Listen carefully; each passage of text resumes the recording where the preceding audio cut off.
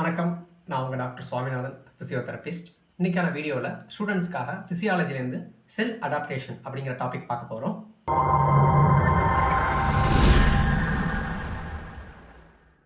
ஒரு ஹியூமன் செல் எடுத்துக்கிட்டோம்னா அதில் வந்து நியூக்ளியஸ், சைட்டோபிளாசம், செல் ஆர்கனல்ஸ், அவுட்டர் செல் மெம்பரேன் இதெல்லாம் இருந்தால் தான் அதை நம்ம செல் அப்படின்னு சொல்லுவோம். இந்த செல்லோட ஸ்ட்ரக்சரில் எதுவும் சேஞ்சஸ் ஏற்பட்டால் அதை தான் நம்ம வந்து செல் அடாப்டேஷன் அப்படின்னு சொல்லுவோம். செல்லுக்கு எதுவும் நம்ம ஸ்ட்ரெஸ் கொடுக்குறோம் அப்படிங்கும் போது தான் இந்த அடாப்டேஷன் செல்லில் சேஞ்ச் ஆகுது. இந்த செல் அடாப்டேஷனை வந்து ஒரு 5 டைப்பாக பிரிக்கிறாங்க. First atrophy. இது வந்து செல்லோட நார்மல் சைஸ்லேருந்து சின்னதாகிறது, செல்லோட சைஸ் ரெடியூஸ் ஆகிறது தான் அட்ரோபி அப்படின்னு சொல்கிறோம். ரெண்டாவது என்னன்னு பார்த்தோம்னா ஹைப்பர்ட்ரோபி. ஹைப்பர்ட்ரோபினா செல்லோட சைஸ் வந்து இன்க்ரீஸ் ஆகிறத நம்ம வந்து ஹைப்பர்ட்ரோபி அப்படின்னு சொல்கிறோம். தேர்டு ஹைப்பர்பிளாசியா.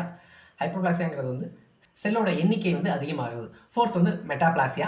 மெட்டாபிளாசியாங்கிறது வந்து ஒரு ஃபார்ம் ஆஃப் செல்லுலேருந்து இன்னொரு ஃபார்மாக மாறுறதா மெட்டாபிளாசியான்னு சொல்கிறோம். ஃபைனலாக ஃபிஃப்த் சேஞ்சஸ் என்னன்னு பார்த்தீங்கன்னா டிஸ்பிளாசியா. ஆல்ரெடி சொன்ன 4 கேட்டகரி இல்லாமல் டிஃப்ரெண்ட்டாக ஒரு சேஞ்ச் ஏற்படுது செல்லில், சைஸ் அண்ட் ஷேப் ரெண்டுத்துமே சேஞ்சஸ் ஏற்படுதுன்னா அதுதான் வந்து டிஸ்பிளாசியா. ஃபஸ்ட்டு அட்ரோபி பார்க்குறோன்னா இது வந்து செல்லோட சைஸ் ரெடியூஸ் ஆகிறது. எக்ஸாம்பிளுக்கு 5 சென்டிமீட்டர் இருக்க வேண்டிய செல் வந்து 2 or 3 சென்டிமீட்டராக ரெடியூஸ் ஆகிறதா வந்து அட்ரோபி அப்படின்னு சொல்கிறோம்.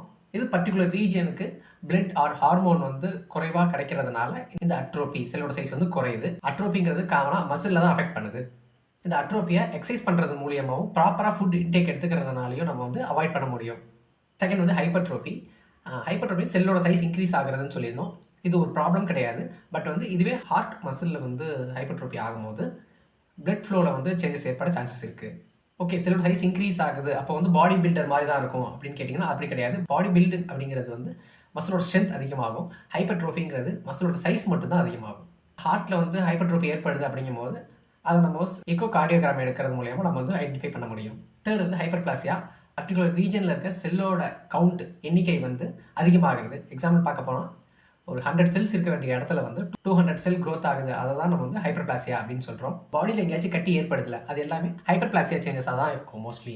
இது ஒரு இடத்துல இன்ஜுரிக்கு அப்புறம் நியூ செல்ஸ் க்ரோ ஆகும்போது இந்த அதிகமான செல்ஸ் க்ரோ ஆக சான்சஸ் இருக்குது. அது இல்லாமல் வைரல் இன்ஃபெக்ஷன்னாலையும் வந்து இந்த அதிகமான செல் க்ரோத் இருக்கிறதுக்கு சான்சஸ் இருக்குது. மேலுக்கு காமனாக இந்த ப்ரோஸ்டேட் கிளாண்டில் இந்த ஹைப்பர்பிளாசியா செல் சேஞ்சஸ் நடக்க வாய்ப்பு இருக்குது. அதுமாதிரி ஃபீமேலுக்கு வந்து யூட்ரின் வாலில் வந்து அதிகமாக செல் க்ரோ ஆக சான்சஸ் இருக்குது. இது கேன்சராக மாறுறதுக்கான சான்சஸ் எதுவும் கிடையாது. நாலாவது மெட்டாபிளாசியா. மெட்டாபிளாசியாங்கிறது ஒரு கேரக்டரோட இருக்க வேண்டிய செல் வந்து இன்னொரு கேரக்டராக சேஞ்ச் ஆகி ஃபங்க்ஷன் பண்ணுறது வந்து மெட்டாபிளாசியா. இது வந்து ரிவர்சிபிள் சேஞ்ச் தான். இந்த செல் சேஞ்சஸ்ங்கிறது ரிவர்சிபிள் ஆகிடும். எக்ஸாம்பிளுக்கு எடுத்துட்டோம்னா ஒரு செல்லில் வந்து ஸ்ட்ரைப்டு லைன்ஸ் மாதிரி இருக்குது அப்படின்னா வந்து அந்த லைன்ஸ் இல்லாமல் போகலாம். இந்தமாரி சேஞ்சஸ்லாம் வந்து எங்கே இருக்கலாம்னா வந்து யூசோஃபேகஸ் உணவு குழாயில் வந்து ஸ்டொமக் வயிற்று பகுதிகளில் ஏற்பட சான்சஸ் இருக்குது. அதேமாரி யுட்ரஸில் இருக்க எண்டோமெட்ரோசிஸ்ங்கிற லேயரில் கூட இந்த சேஞ்சஸ் ஏற்பட வாய்ப்பு இருக்குது. இந்த மெட்டாபிளாசியா அப்படிங்கிற கண்டிஷன் வந்து ட்ரீட் பண்ணாமல் விட்டோம்னா கேன்சர் ஆகிறதுக்கு சம் பாசிபிலிட்டி சான்சஸ் இருக்குது. அதனால் டாக்டர் கன்சல்ட் பண்ணி ட்ரீட்மெண்ட் என்னன்னு பார்த்துக்கோங்க. ஃபைனலாக டிஸ்பிளாசியா. டிஸ்பிளாசியாங்கிறது செல்லுக்குன்னு ஒரு ப்ராப்பர் ஷேப் அண்ட் ஸ்ட்ரக்சர் இல்லாமல் க்ரோ ஆகிறத வந்து டிஸ்பிளாசியா அப்படின்னு சொல்லுவோம். இது பாடியில் எந்த இடத்துல வேணால் வந்து அஃபெக்ட் பண்ண சான்சஸ் இருக்குது. டிஸ்பிளாசியா மட்டும் பர்டிகுலராக ஐடென்டிஃபை பண்ணி ட்ரீட் பண்ண வேண்டியது இருக்கும். ஏன்னா வந்து இந்த டிஸ்பிளாசியா செல்ஸ் தான் வந்து ஃப்யூச்சரில் கேன்சராக மாறுறதுக்கு வாய்ப்புகள் நிறையா இருக்குது. இந்த வீடியோ வந்து ஒரு ஸ்டடி ப்ரப்போஸ்க்காக மட்டும்தான். ஏதாச்சும் டவுட் இருந்தால் கமெண்ட் செக்ஷனில் கேளுங்க. சேனலை சப்ஸ்கிரைப் பண்ணிக்கோங்க, உங்கள் ஃப்ரெண்ட்ஸ் அண்ட் ஃபேமிலிக்கு ஷேர் பண்ணுங்கள். B healthy, stay healthy. Thank you.